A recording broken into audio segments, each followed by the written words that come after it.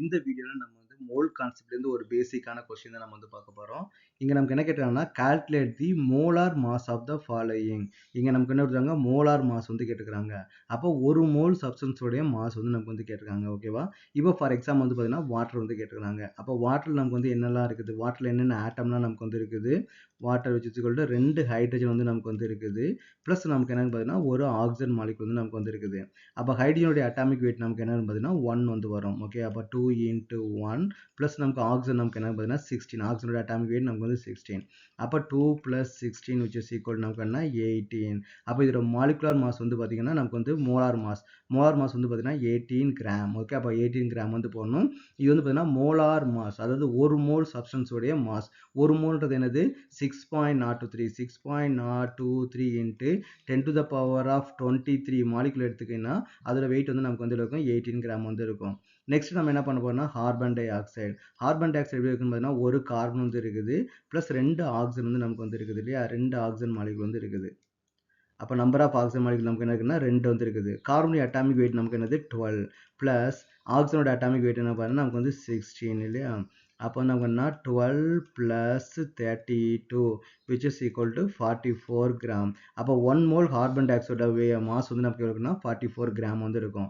Next என்ன கேட்குறாங்கன்னா methane molecule.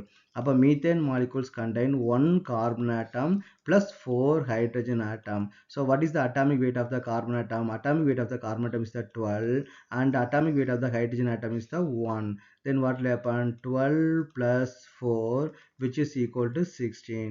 So molecular mass of the methane is the 16 gram. Okay, இது வந்து நமக்கு வந்து ரொம்ப ஒரு பேசிக் கொஸ்டின். இந்த கொஸ்டின் வந்து பார்த்தீங்கன்னா தெரிஞ்சாதான் நம்ம நிறைய ப்ராப்ளம் வந்து நம்ம வந்து சால்வ் பண்ண முடியும். ஸோ வந்து அட்டாமிக் வெயிட் வந்து நீங்கள் கண்டிப்பாக தெரிஞ்சிருக்கணும்.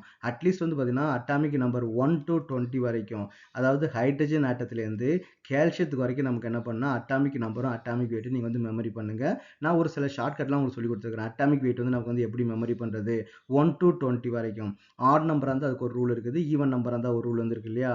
ஆட் நம்பராக இருந்துச்சுன்னா என்ன பண்ணணும், டபுள் பண்ணிட்டு ப்ளஸ் 1 வந்து நம்ம வந்து ஆட் பண்ணிடணும்.